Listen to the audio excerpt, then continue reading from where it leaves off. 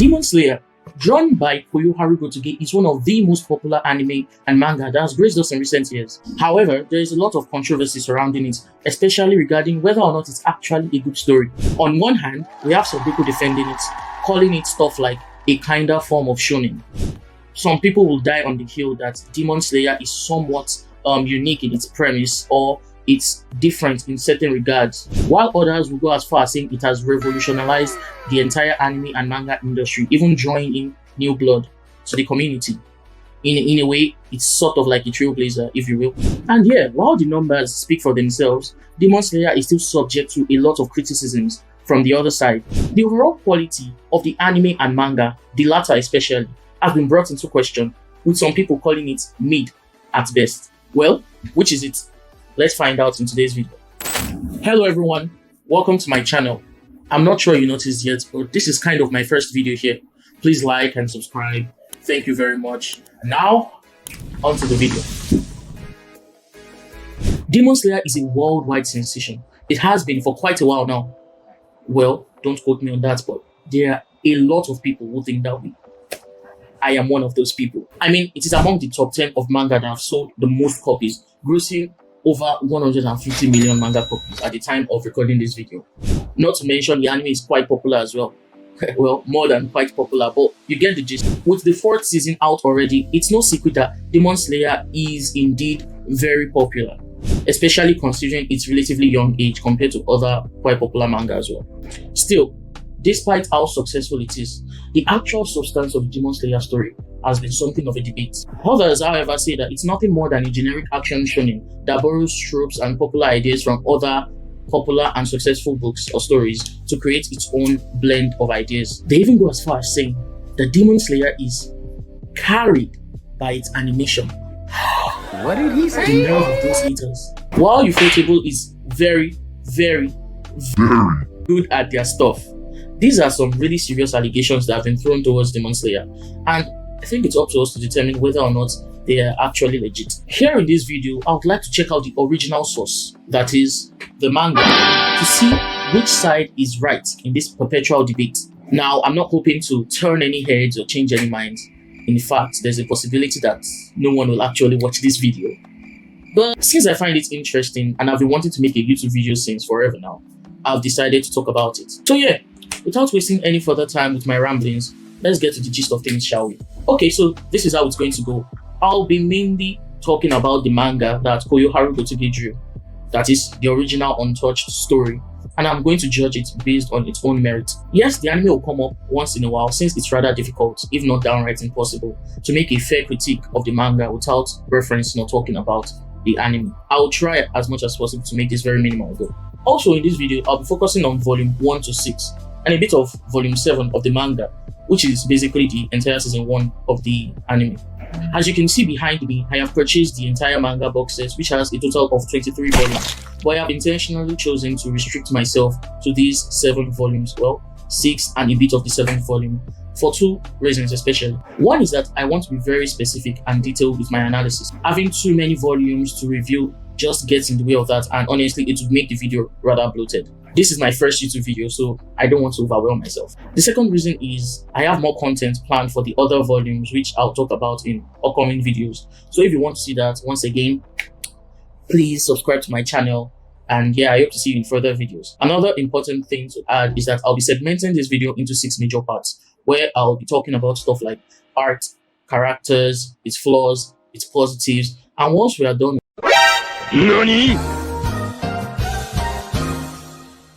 with all of that, I'll give my final thoughts and comment on whether or not this story is actually peak or mid. So yeah, let's jump into the first section, the art.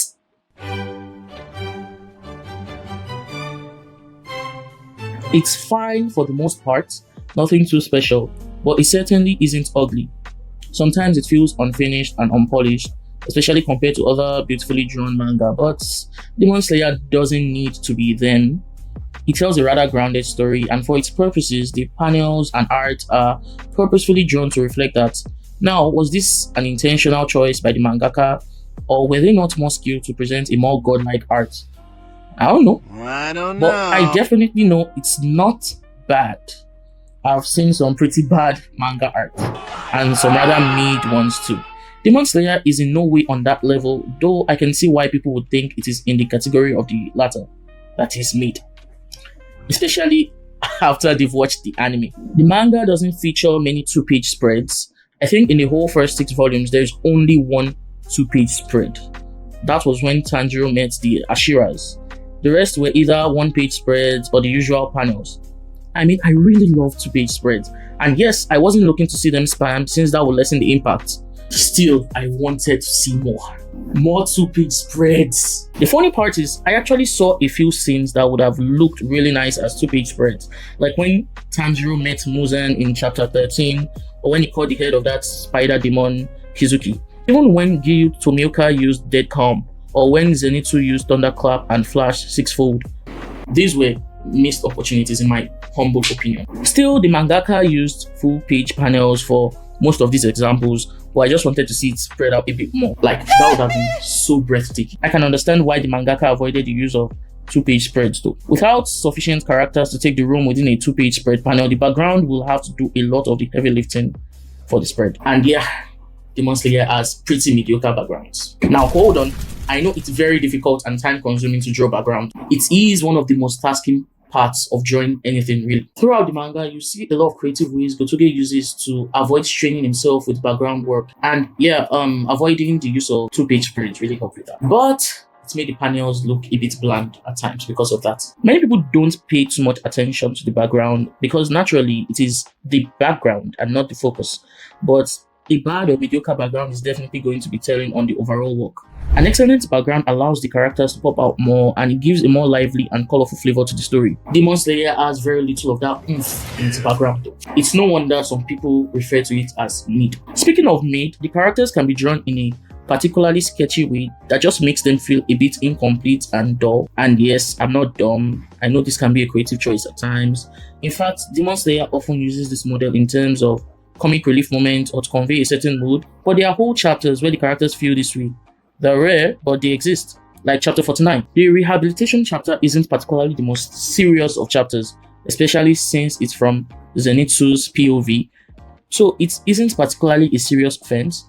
Plus, since it came right after the whole Ashura meeting, which followed the big fights with the spider demons and was later followed by Muzan killing off the lower Kizuki, you can't blame the mangaka for being a bit loose and goofy with the characters and all. So yeah, no big deal. In summary, the art isn't particularly egregious. It's easy to follow with the exception of a few scenes like the fight with the arrow demon and the volleyball demon that were sent to hunt him down, and even the earlier parts of the spider demon fight, especially the part where they try to subdue the demon slayers being controlled by strings without killing them. Still, that isn't the messiest stuff I've seen in manga. The art isn't too rough, unlike some stuff like Jujutsu Kaisen or Chainsaw Man, but it doesn't have the smoothness of stuff like Bleach or Naruto. I can at least say it started off with better art than something like Attack on Titan.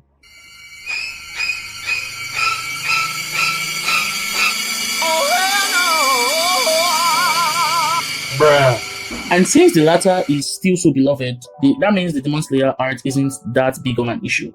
Yes, the art could be better, especially seeing what we got in the anime, but it isn't bad at all. I find it pretty chill and easy to read actually. I won't give it a particular ranking, but it's pretty alright. It definitely isn't mid, but it isn't top tier either. That's fine. Also, something I don't quite understand is Tanjiro's scar. It seemed like a burn mark that covered the entire side of his forehead at first, then later it became some kind of tattoo or paint design on it. The confusing part is that in the latter, fresh skin seems to be showing where there shouldn't be one. It feels strange and I can't get my mind off of it. If you know a reason for that, maybe bring it to my notice in the comments. If there isn't any, then this has to be some kind of inconsistency. But what does it matter? Now we go to the story. Well, this is where things get a bit more, let's say, intense. I'll try not to be too nitpicky, but this is where you see me complain about a lot of things. Maybe it's because, just as many have said, there are a lot of flaws in the story, but I think my gripes with it goes beyond that. Maybe I just don't like the way the story is told or some of the choices the mangaka made. Of course, this is not in any way to discredit the hard work and effort Gotoge puts into his work. They've written a very successful story that has inspired a lot of people and has pushed the anime community ever so forward. But I might just speak my mind. So yeah, in this segment, I'm going to be talking about three major things: the pacing, the conflict, and the world. Let's start with the pacing. It is very, very bad. It's easily one of the worst parts of the story, in my opinion, and there are many parts of the manga that point directly at this. The plot progresses very weirdly too, with things feeling either too clumsy or awkward at times, or just very, very rushed. A lot is skimmed through. An example being Tanjiro's training, and it makes it feel rather unearned. By Tanjiro's training, I mean his training in Urokodaki's house. I think that's the name of the old man, isn't it? Yeah, Urokodaki. So my major gripe with this is that it's just glossed over, especially the training at the mountain and his total concentration breathing, his forms, the water breathing style, all of that. It's glossed over. And it makes a lot of his achievements going forward seem rather just unearned, like I said before. The problem with Tanjiro's newfound strength that was gotten from the training that happened off screen makes it feel as though we never really watched him grow in that real sense of the word. The anime makes things a bit better by helping put some scenes and prolonging some other scenes that were just glossed over in the manga. But in the manga, it's a very prevalent issue. In fact, his training is pretty much like a chapter, or I can't really remember because it was so insignificant. One part, Tanjiro is still struggling on the mountains with all the booby traps that Urokodaki set up in the mountain, and the next is meeting Sabito Amakumo and cutting the rock, and it just happens so fast and it's rushed. I don't know how to explain it better than that. It just feels rushed. Now, the second thing to talk about is the conflict. This is one of the most essential parts of the story, especially regarding the plot progression and everything that happens in the story. The conflict in Demon Slayer is too weak, in my opinion. The demons are supposed to be a pervasive threat, yet there isn't any tension that drives home that point. Unlike a manga like Attack on Titan and Tokyo Ghoul that exhibit this stuff much better, Demon Slayer only brings up demons when it is convenient for a mission or a plot point, making it hard to feel like they are an integral part of the world. I mean, civilians, including Tanjiro, for the longest time, think of them as myth. The government doesn't recognize them, and despite being virtually unstoppable by most people, encouraged to eat humans and wreak as much havoc, it seems their impact is really small. A good example of this is after Nezuko turns into a demon and Tanjiro carries her with him and they leave. He buries his parents and they leave. He soon encounters a demon. Just like that, he encounters a demon. And you begin to wonder if it was so easy to encounter a demon, and a demon was just killing someone, eating someone, and just encountered a demon out of nowhere. If it was that easy to encounter a demon, you'd expect that more people would know that demons exist, more precautions would be made, more rumors would have spread, the government would have known about it, and a bunch of other things. But no, that chapter was supposed to display how demons are. So, we have a demon.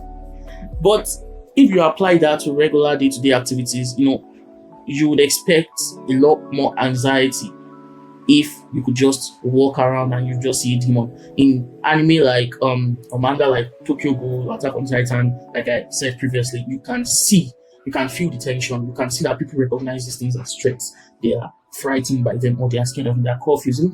Stuff like Parasite as well. But in Demon Slayer, demons are just like, they are enemies, or when they are brought up, it's just for convenience sake, and then they're nowhere to be seen together. Third, we have the world.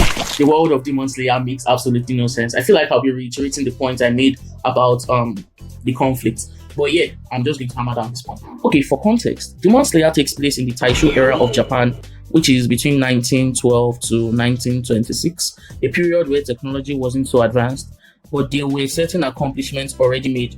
Stuff like guns, steam trains, photos, etc. already exist in this world. You would think that in such a world, demons and demon slayers would have been made known to the people, or at least the government, given all the resources that were at their disposal at the time. When counting the shenanigans that the demons often cause, shown in episode 2 when Tanjiro just found a random demon eating someone while looking for Urokodaki, it's obvious that they would eventually attract the attention of the authorities or something. Now, if the story had made it so that Muzan was connected to the political realm of Japan, or that the upper echelon of the government were demons, then it would have made a lot more sense that the government would turn a blind eye to a lot of these events. Still, with the way the story is written, it just makes the leaders of Japan at the time appear somewhat incompetent. If demon slayers exist and kill demons, surely this whole affair would have been reported to some higher authority. Surely it would have been investigated. Surely one or two government officials would have encountered the demon and would have been saved by the demon slayers. Perhaps the demon slayers deal with this by using the cleanup squad, and they make sure those that witness these events have no memory of what happened, so the secret remains hidden. But why let the secret remain hidden? I've seen many critics about this, and for good reason. It really makes no sense. Letting people know of the existence of ghouls in Tokyo Ghoul helps people to be somewhat wary and try to be safe, especially at night. They are unfortunate incidents, yes, but it would be a whole lot worse if information wasn't out there. Same stuff exists in Parasites or other anime or manga with similar premise of man-eating monsters. Yet the people in Demon Slayer are kept in the dark. It makes no sense to me. But that isn't to say that I think the world is complete trash. It's just very inconsistent with the way a more realistic take would be. But no work of art is really perfect, right? I mean, it's alright to have some form of discrepancies in the story. I should know. Also, I should add characters, but that is a completely different segment. And yeah, I have my thoughts on those. Now for the characters. As a general rule of thumb, there are two most important aspects of any story: the characters and the conflict. These two make or break a story. And right now, we'll be looking at the characters in Demon Slayer. I can't talk about all of them, obviously, so we'll stick to the most important ones. Now let's start with Tangu, the main character. The positives are, well, he's well-meaning, he's kind, and he has a very strong will. His negatives, however, are a lot, He seems stagnant, boring, and for the most part, feels like he has an unearned power. Allow me to explain. So, what I mean by Tanjiro being a stagnant, boring character and someone who seemingly has unearned power still goes back to some of my earlier criticisms of the Demon Slayer manga and some of the future things that I'll mention. But just to go over them, I'm not saying Tanjiro is an awful character, no, not by a long shot. I feel like characters like Tanjiro are something of a mixed bag for me. While I appreciate today's attempt to show a very kind-hearted protagonist, which I feel is very underrated in today's world, especially with people preferring a lot darker themes, I still cling to the traditional hero type protagonist. In fact, I love it, especially when characters are neatly kind. But Tanjiro takes it, I would say, too far because he is seemingly too perfect. What I mean by that is he's kind to a fault, but at the same time, his kindness isn't necessarily played as a weakness of his. He's kind, but he can dispatch demons very easily, very quickly. But he's kind, and his kindness is seen as some sort of virtue that should be emulated by everyone else without putting it too much into conflict with other characters. I mean, there are some conflict that come up, but in the end, we can see that Tanjiro's kindness is always in the right. Whether it's about Nezuko or about other things, Tanjiro is always right when he is kind. But I think it's a mixed opportunity because there are ways you can show Tanjiro being kind, but show him, being, should I say, flawed in a certain way. I think I watched a criticism about that from a channel. I can't remember which channel, but I know I watched something like that.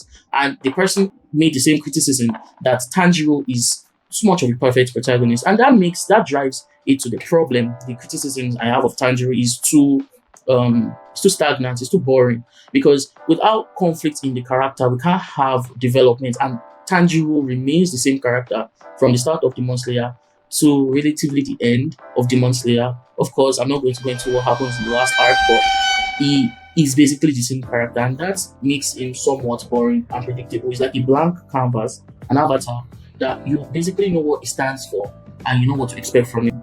And I don't like it. I don't like that he never gets to really grow and he's just there. And as for his seemingly unearned power, the smell, which is, can be largely ignored. I mean, Zenit has earrings, so people have like wacky, should I say, I won't say wacky, more like talents to themselves, with Inosuke, with Zenit, so everyone has their own thing. And apart from his sense of smell, his headbutting. I really don't like that gimmick he has where he can headbutt almost everyone and they lose themselves. Whether it's a Hashira, whether it's Inosuke, it doesn't matter who he headbutts, he will come out victorious. So I don't particularly like that part of himself, but granted, the major parts that I still don't really like are his total concentration, water breathing, because we never really got to see him struggle or develop these abilities. We never got to see him even unlock them step by step, or go through stuff like that with him. Yeah, it just sort of happened, and we are going through the motions. We see that he's spamming these moves. So he can do this, he can do that, and he's going against some pretty strong demons. And you would expect, because these demons have some rather interesting tricks and abilities, and he's faring pretty well against them. Now, when I say pretty well, of course they'll show him struggling a bit because he's trying to learn the blood demon art that the demon is using. He's trying to gauge their abilities and everything, but he still wins fairly easily in the manga. Now, the anime tries to extend the fight scenes, give you very good animations, Sakuga moments, and all of that. But the manga, it's not like that. Maybe two chapters, he thinks a bit, he analyzes the moves a bit, and before you know it, he's already slicing the head of the demon, and it feels a bit unsatisfying. It lacks that impact, lacks that tension, because there's a tension that you get when you know the abilities of the main character, and then you are learning the abilities of the enemy, and then you wonder to yourself, can the main character stack up against the enemy? But then with Demon Slayer, you don't know what Tangu is going to do.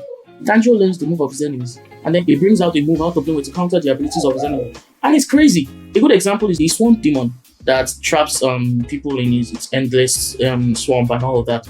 And he uses this technique that is good underwater, and he manages to escape and kill 2 of the demons and all of that.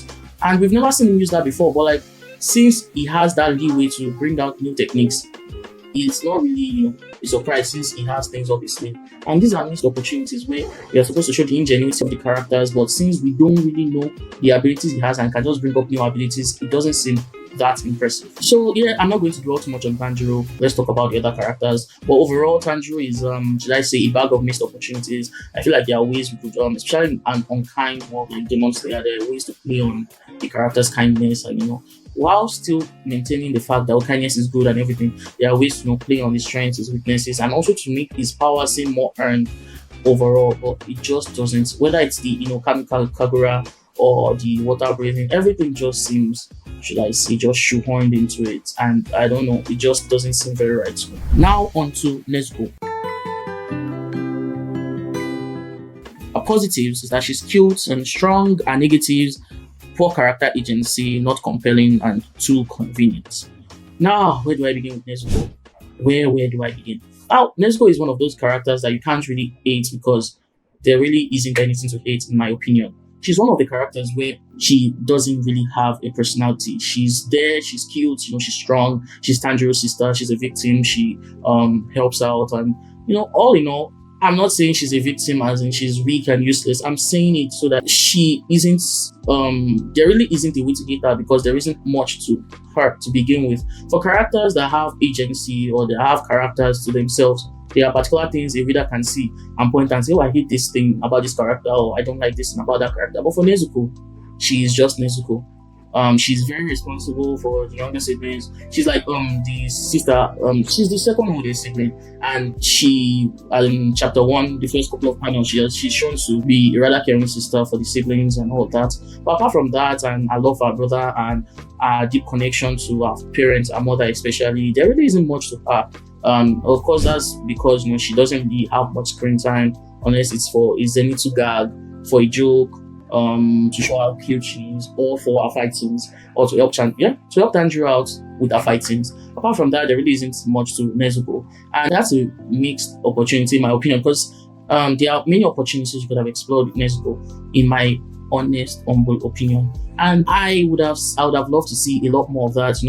It's really nice, the Demon Slayer duo that Tanjiro and Nezuko have. So yeah, that's it about Nezuko. I don't have too many thoughts on it, and I'm sure a lot of people have brought this up about her already, but I genuinely feel like she could have been a lot more, but maybe due to the pacing of the story, there wasn't enough time or room to flesh out a character more than it was fleshed out in the manga. Now, Zenitsu.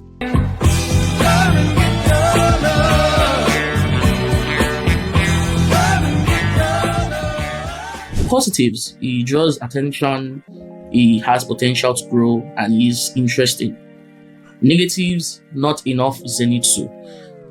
Now, if you're an anime only, I'm sure some of you might find Zenitsu rather annoying. His voice, his whiny attitude, his cowardly behavior. But in the manga, I would say Zenitsu is actually my favorite character. That says a lot about my character or my personality, I know, but hear me out. Now, there's a very, very important secret you have to know about reading manga. It has It means you don't get to hear the loud whining and everything. You just get to see his facial expression and take to like delve into his personality. And all in all, Zenitsu's facial expressions, his personality, his attitude, he's lively. He draws attention to himself. He is a very he's a character that just makes you invested. Not in the sense where you are rooting for him, but you can't ignore him. He is there. And he has the potential to grow. It has been seen many times, his whole gimmick of sleeping and then, becoming strong and then killing a demon and then waking up and being a coward. It makes you ask the question, can this character grow? Can he become stronger? Will he eventually overcome his fears? He's not a perfect character from the start. Unlike Tangu, he can't grow. He is very interesting. Like, you have to ask yourself, what is driving this man? Why is he like this? Why? Especially because, like, when you first see him in the final selection and how he looks all beaten up and serious, and then they show him later on and he's pointing back, don't you remember me? I saw you in final selection, all of that. And you're like, oh, this guy. And it's just very interesting. His backstory, very interesting. And, it's just a character that I just like in the manga, especially compared to the other characters on the roster. Now, as for the negatives of not enough Zenitsu, I just feel like, especially with the parts I'm covering, volumes 1 to 6 and a bit of 7, there weren't enough chances for Zenitsu to shine, if you know what I mean, because he doesn't have much time to fight. He only fights twice in the entire volumes. Once against the demons when they entered the house where these demons were living. The demon with the drums, they entered the house to rescue a Marichi. And Zenitsu fought one of the demons, and the next time he fought was during the whole spider demon fights, where he fought the demon that spills poison and all of that. The problem is there isn't enough for Zenitsu. His backstory is making interesting, his character makes it interesting, his interactions make it interesting, but there isn't enough of him. Like, I like him a lot. I know he's a side character. I know this criticism is just arbitrary. It's not really integral. I just like him, and I really wanted to see more of him. But that's just me. Next, we have Inosuke. His positives, he has the potential to grow and he's funny. And the negatives is that he's annoying, brutish, and I have a personal dislike with his character in the manga, contrary to the more comedic way he is portrayed in the anime. Now, where do I start with Inosuke? He's easily one of the fan favorite characters in the anime, but in the manga, I find him a bit annoying because even though he's quite charming in some scenes and all of that, he's just very annoying. I just compared to Zenitsu, it's like the opposite of the vibes with Zenitsu, where he's more annoying in the anime, but in manga is a lot more interesting. I find Inosuke to be the opposite in a sense, but that's just a personal dislike of mine. I don't think it's a particularly objective problem with his character or anything. But his positives are pretty, out there. He has the potential to grow, and he has a lot of funny moments, especially because he's clear he's an ignorant person who is brutish in a way, and that adds to his charm in some scenes. But look at other scenes where he's very insufferable, very stubborn, and it sort of distracts from the main story. I think that's all I have to say about him. Now for Tomioka. Hello darkness, my old friend, I've come to talk with you again. His positives are none. Oh my god! Oh my god! His negatives, inconsistent character, and overall an asshole. Now, I'll just put it out there. I do not like Tomioka. Now, I know he's a cool guy, he has this cool face, he has this cool face, and many people dig him, but I just do not. The reason I don't is because of the way he's portrayed in the anime. He's an asshole. I'll explain. So, especially from the first chapter, I don't know if you've heard of this before, but Tomioka's character he acts a bit weird when he says Tanjiro. Now, many people can justify this with this or that. So, yeah, he sees Tanjiro, holds his sister, wants to kill his sister. Tanjiro pleads, and then he yells at Tanjiro, why are you begging? You begging help, your family will still be alive, this and that, all of that.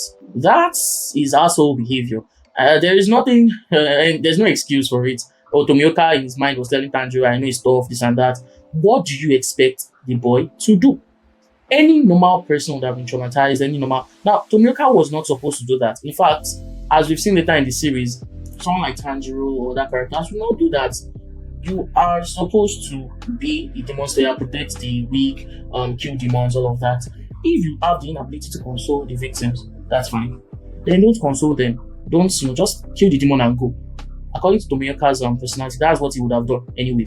But that leads me to another negative of his, his character inconsistency. How he bothered to listen to Tanjiro, spare Nezuko, he considered that everything about Tanjiro, and he thought to himself, oh, maybe these two are different, and decided to spare Nezuko and told them to meet Rokodaki, this and that.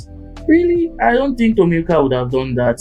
Maybe he was having a weird day, maybe all of that, but it's not something, especially when you go further down the story, it's not something he would have really done. So yeah, I think that was just a plot contrivance to make the whole story kick off. And then we have old man Urokodaki.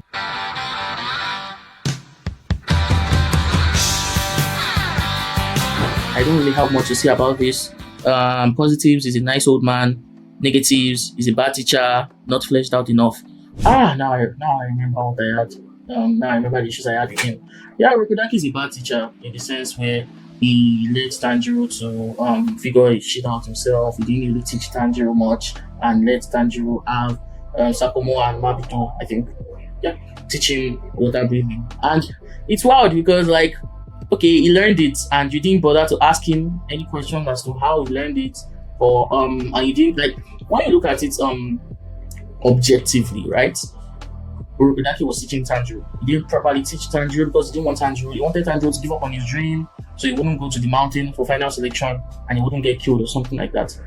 Now, Tanjiro successfully learned everything. He figured it out. Urokodaki was supposed to be more curious because he knew Tanjiro wouldn't have been able to win. And I feel like he wouldn't even need to probe Tanjiro too much for Tanjiro to spill that, oh, these ghosts are teaching me, or like, stuff like that. And Urokodaki would have learned about, the ghosts much sooner than when he learned about it from Tanjiro. It just shows, maybe he wasn't interacting too much with Tanjiro and all of that. And I just find that to be weird. And yeah, in the manga, we don't really see much of Urokodaki, which is another thing. And it's an issue for me because, I really wanted. He seemed like a rather interesting character. If he had been built up to be more like a mentor figure for Tanjiro, and we saw more about him, it would have been a lot better for his character, especially after during the Ashura training. Ashura meeting when Tanjiro met the Ashuras for the first time, and he told the leader of the demonslayer course that he would commit seppuku or kill himself if Nezuko was to kill someone. It shows he really cares about Tanjiro and his sister. But if we had seen a lot more of that interaction in the manga, it would have just solidified him for me as like a very good mentor figure, a very good teacher. But we don't really see much of him. And yeah, I understand, the story needs to kick off. It's not really that important to the character. It's totally understandable. Yeah, it's just like I said, more like nitpicking or like my personal beef with the story. You might agree, you might not. Now I'll just talk about the Ashuras.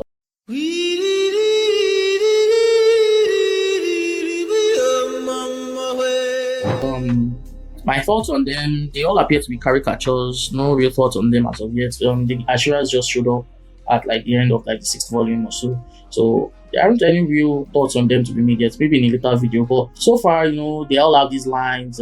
Just make them paint their characters in a sense. To put their characters up front.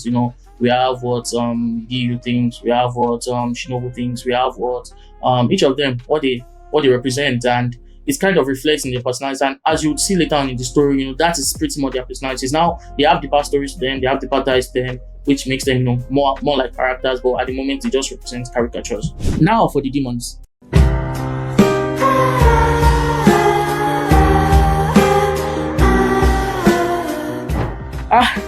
They are pretty much plot devices. Flashbacks for them are somewhat weak and bland, and they are shown either too weak or too strong. And yeah, that's the problem with Demon Slayer. The demons are either fodder demons, they are fodder, just kill them and they are done away with, or they are very strong, like too strong, and then you wonder why haven't these demons killed or taken over the world by now, something like that, because it's realistically speaking, they are too strong. So a good example of like the demons being either too weak or too strong, you see something like the drum demon. You see he was one of the top Izuki, and in my honest opinion, yeah, his ability is pretty cool and everything, but it was too weak. Maybe he was underplayed, but he was too weak in my opinion. He could have been stronger. I feel like he should have been stronger, because against that injured Tanjiro and everything, he should have failed more. And the manga, the fight ended pretty quickly. It wasn't that difficult. Yes, it was difficult for Tanjiro initially, but it wasn't too difficult. When you look at the demon skill sets, you'd expect Tanjiro to struggle a lot more against that demon who was a 12 Kizuki member, but he didn't really struggle against it. And that was unsatisfying. The entire fight was unsatisfying. Maybe in the anime, maybe it would have been better. Maybe it was better. I don't really remember it being a standout fight, but in the manga, it was just wasn't that good. But when you look at the strong characters, like look at the Arrow Demon. The Arrow Demon was quite powerful in my opinion. Like, it was very powerful, but it was still underplayed and underused. Like, it was introduced very early, and his Blood Demon art would have been a lot. Like, it would have been very difficult to handle. But he had help from I've forgotten her name, the assistant of the Lady Demon who is nice. So yeah, he had help from her, and she helped him out, and he helped Tanjiro out to see the arrows, and that's Tanjiro was able to defeat him. Arrow Demon. He still fell pretty easy, like the Arrow Demon got killed pretty easy, but it's all good, it's all good. Now we have the Spider Demon who was like way too strong, like was OP, killing these demon slayers, and you wonder why these lower ranks were sent to the mountain just to die to begin with. But yeah, we have those one, it's just very polarizing. We have really no in between. So we either see Tanjiro, maybe struggle a bit against these demons, but kills them pretty easily, and then he struggles against these demons and you really can't kill them because they are just too strong. Yeah. And the final character I'm going to be talking about is Muzan Sama.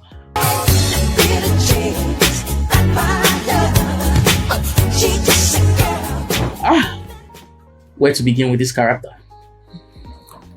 He doesn't give off a true villain first impression. His character is inconsistent in his first introduction, and his next appearance is also very dumb. Allow me to explain.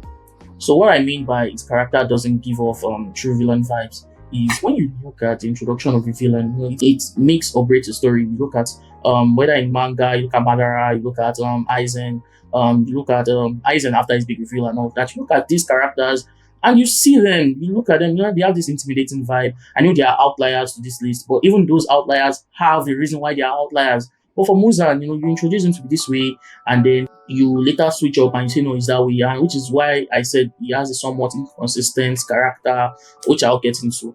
But what I mean by his first introduction doesn't give true villain vibes is when you look at the chapter where Tanjiro met Muzan, and Muzan, instead of using his swift methods just to kill Tanjiro, something slice off his head, whatever, he creates a demon. The demon, runs rampant and everything.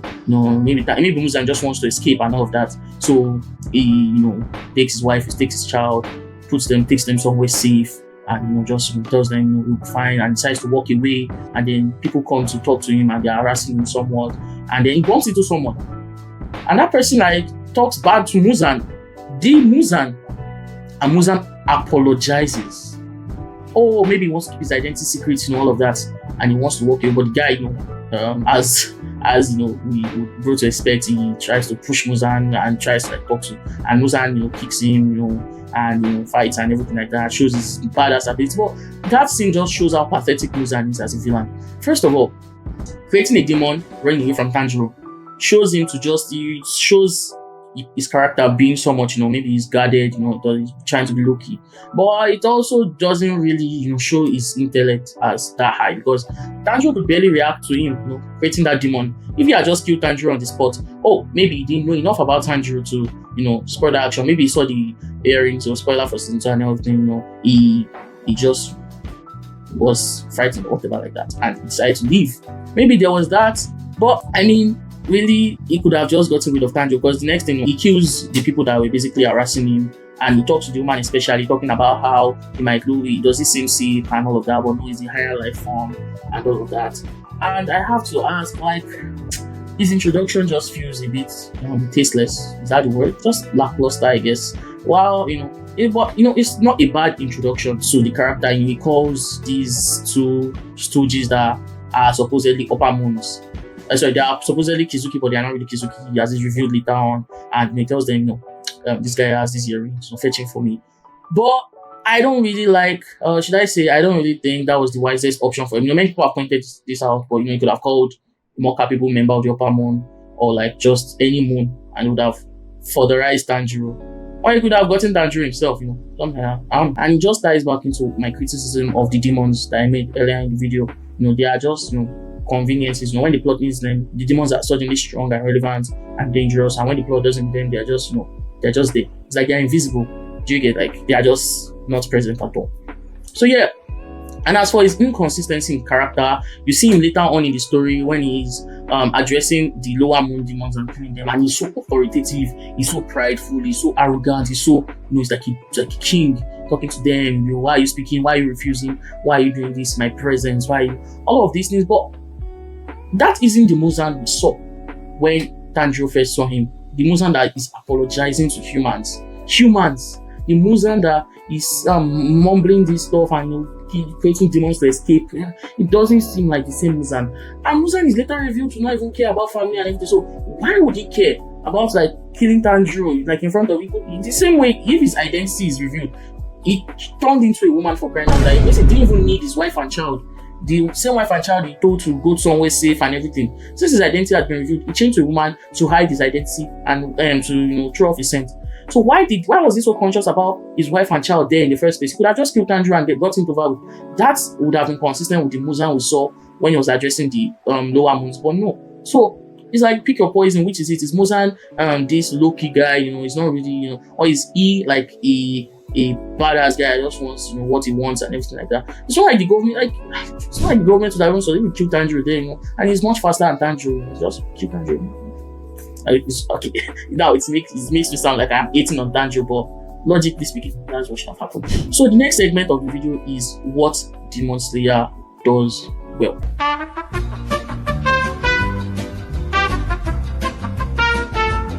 Basically, what this segment and what the segment following it to be is what I liked about the Demon Slayer story and what I didn't like about the Demon Slayer story. Of course, there'll be some rather objective things that I'll mention here, that is objective praise and problems to the story.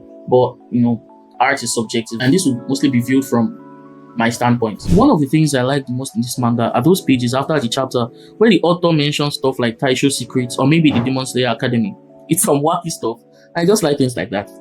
A particular one I loved seeing was at the end of chapter 37, right when Tanjiro broke his sword. The extra page showed Aganezuka just chilling, and I could just feel the palpable tension there. For those who've read the manga and seen the anime, you know who Aganezuka is and what his relevance is concerning Tanjiro's sword breaking. Yeah, I think I even have the stuff here. So this, right after his sword broke, they just showed him chilling, and it just showed like what was going to happen, or should I say, you basically know the significance of everything. Actually, if you've read it before, you've read it, and it's just fun seeing that detail shown there. For those of you who don't know who Aganezuka is the guy, the weird guy with the mask who made Tanjiro's sword. It's funny how that Psycho Man turned into a rather hot-looking guy. Why are you gay? I know what I said. Anyway, back to another thing that I like. Well, let's see. I like Koyoharu Gotoge's foreword at the start of every volume. Maybe it's because I'm someone that can't separate the art from the artist, but I really like the mangaka, or at least how they portray themselves, which makes me appreciate their work more. This could also be because I'm an author, so I could feel some sort of relatability, Anyway, other than those two, is there anything else that really stands out? I don't really think there's much else. At least not any beyond what I have already covered in the other segments of this video. The manga is overall fine, but there aren't really many moments that had me all hyped up. Maybe because I've already seen the anime, and also because I already finished the manga a few years ago. Still, it sometimes does full page art, which is really cool. I'll take what I can get at this point. Now, let's run over where it feels. Because yikes, I've got some real gripes with this manga. Now let me say I'm the biggest hater. I hate the way that you walk, the way that you talk. I hate the way that you dress. I hate the way There's a lot that can be said up in this segment. Things like the several plot holes and the unexplored plot points that Demon Slayer has. There are several videos out on YouTube that explains and explores these aspects of Demon Slayer. To name just a few, there's the fact that the 10 ranks that exist among the Demon Slayer play such a small role, especially the further the story progresses. There's also the ghost part of Demon Slayer that was never fully explored. I mean, are there ghosts in Demon Slayer? Are there no ghosts in Demon Slayer? We never really get an explanation about that. There's the insane plot armor experienced by the main characters, but that isn't isolated to just Demon Slayer. It's pervasive in all of shonen. The list goes on. However, rather than rehashing what other YouTubers and critics have said concerning the story, I'll focus my attention on the first chapter alone and point out a few things that set the pace for the rest of the Demon Slayer manga. This chapter will show you a lot of issues that plagues the Demon Slayer manga going forward. Well, here we go. In chapter 1, Tanjiro says something along the lines of, or it's more like in Naruto's choice, when happiness ends, there's always the smell of blood in the air. Why does this exist? It just seems like a cool thing to see to introduce the death of Tanjiro's family, but there is really no narrative reason why Tanjiro would think this or why it would be narrated at a point in the story. I mean, it comes back twice. Like it comes back. It's first mentioned in the first few pages of the story or the first few panels, and then when Tanjiro is about to see his parents' death, it mentions that again, and then it ties everything together. But there really isn't any narrative reason why the thought exists in the first place. Then the first chapter is also too convenient. You know, at the start of the story, when Tanjiro goes down to the village, to the town, everyone knows about Tanjiro. They know him. They ask him for help with various things. This is done to introduce Tanjiro as a character, and how he is perceived by those around him. He's nice. He's kind. You know, he helps out. Narratively speaking, though, it begins not to make sense as we proceed. So thanks to the delay that this stuff takes on him, you know, with the help he renders to people, like sniffing the pot to know that the person didn't break it and it was a cat, and you know, helping out with this and that. Thanks to all of that delay, you know, he just wanted to sell some firewood, but you know, he's such a good kid that he helps people out. Thanks to all of that, he concludes his business very late, and you know, he has to go back up the mountain. But a particular old man named Saburo convinces him to stay in his home that night. Why? Are you seeing where I'm going with this? Why that exact day and moment? The whole scenario seems to be something Tanjiro is used to by now, which means he ought to be going home late every day. Looking at how he often spends his time helping the villagers, and this is shown to be like just a regular thing that happens, it proves that Tanjiro should be used to this by now. So why is he going home late? And why is the old man, you know, telling Tanjiro, you know, you can't go home this late, demons and everything, come stay with me? That means two things. Either he is used to going up the mountains, you know, late in the night, or he should be used to the old man offering him shelter from demons. Well, if it's none of those things, it's either Tanjiro isn't usually this late, and the villagers don't usually ask for his help the way they did that day.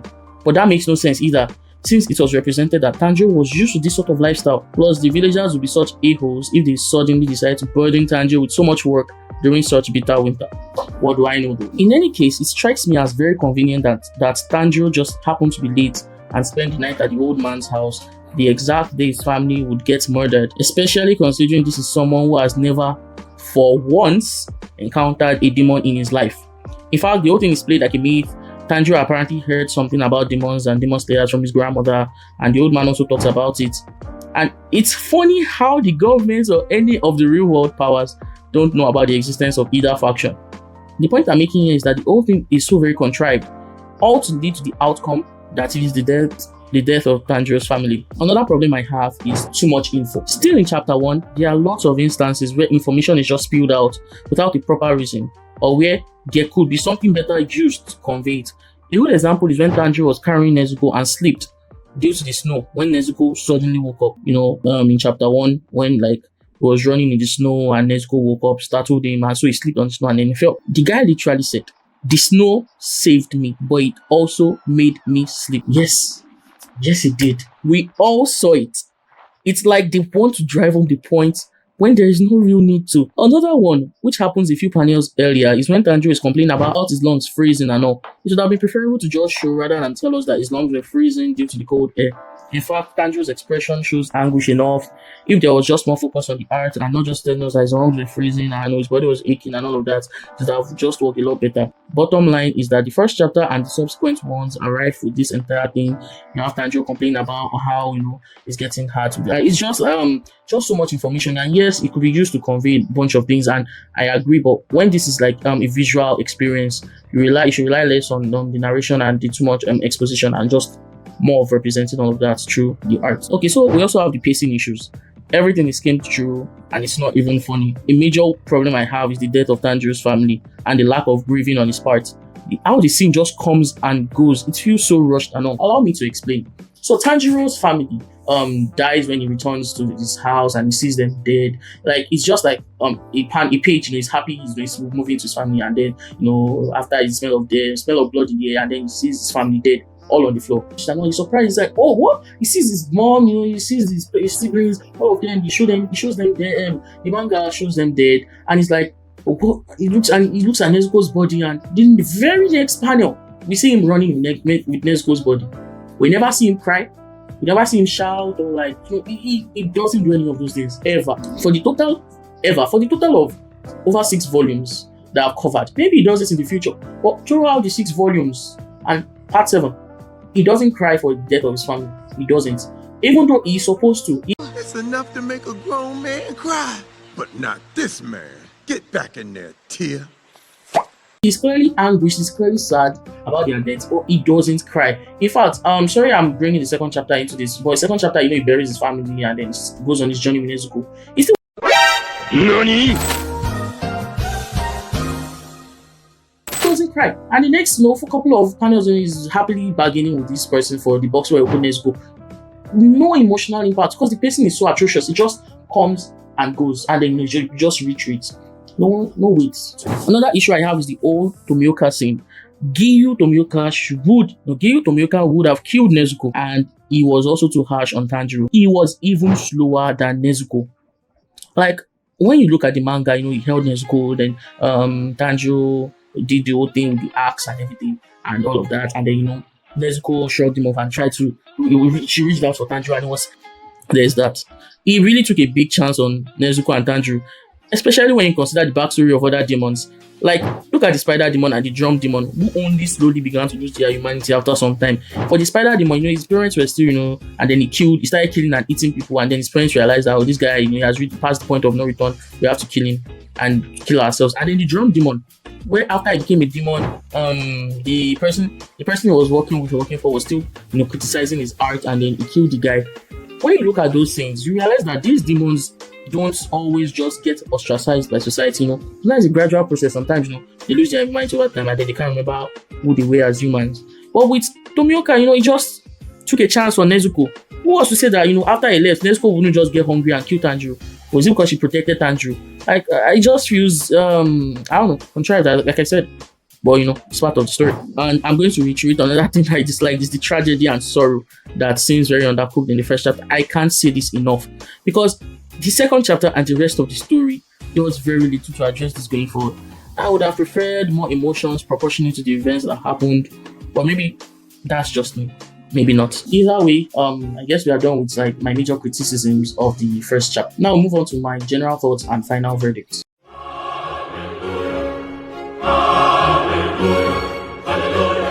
If you've made it this far, then you must already have a good idea of my final verdict.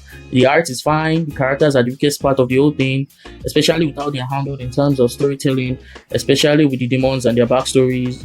The story itself has a somewhat unique feel to it, but it's so fast-paced and follows so many cliche routes that it doesn't give enough room to explore more unique aspects of the story itself. Instead, it becomes a typical shonen with an MC that is infuriatingly great in every regard. It has a few moments where its charm shines, but most of it is a breeze. Honestly, I'm surprised this manga is in the top 10 best-selling manga, even outselling One Piece in a particular year. Well, maybe I shouldn't be too surprised given the popularity of anime and how anime adaptations greatly influence manga sales. Still, Demon Slayer is far from bringing a critically acclaimed story of epic proportions, especially when comparing it to more, delectable options to choose from. I would honestly advise anyone interested in the story to just watch the anime instead. Trust me, they are not missing out on anything much from manga. Once again, I would like to clarify that none of these thoughts of mine are directed specifically towards the mangaka of Demon Slayer or to discourage the work they put into the manga. Honestly, it would be great hubris for me to even think that this video could do anything to that effect. This is simply about putting my thoughts out there, and you are welcome to share your thoughts in the comments. Bottom line, Demon Slayer isn't particularly remarkable, strictly speaking about the manga, of course. Honestly, most of the hype and glorious moments come from the anime, which has elevated the story to new proportions. Of course, the anime can't fix everything like the story and characters, but it tries, but it really helps with the pacing. The anime is quite good with the pacing. Now, I'm not saying the anime is without its individual faults. Perhaps that will be a video for another day, but to wrap up my thoughts, allow me to say this. Demon Slayer is a fine manga. Read the manga yourself and you see that is indeed the case. There are just better manga out there. And I think the fact that Demon Slayer gets more renowned than them tends to be a little vexing for the dedicated manga reader. Some of which I know and some of which are just littered all over the internet. And in case you thought this was the end of the video, you are wrong. It's time for the real conclusion. Thanks for watching this video to the end. If there is anyone seeing this at all, I hope you enjoyed it. Please comment your thoughts down below. I'm just starting out on YouTube, so these things tend to help out a lot. To be honest, this video was a lot harder to make than I expected.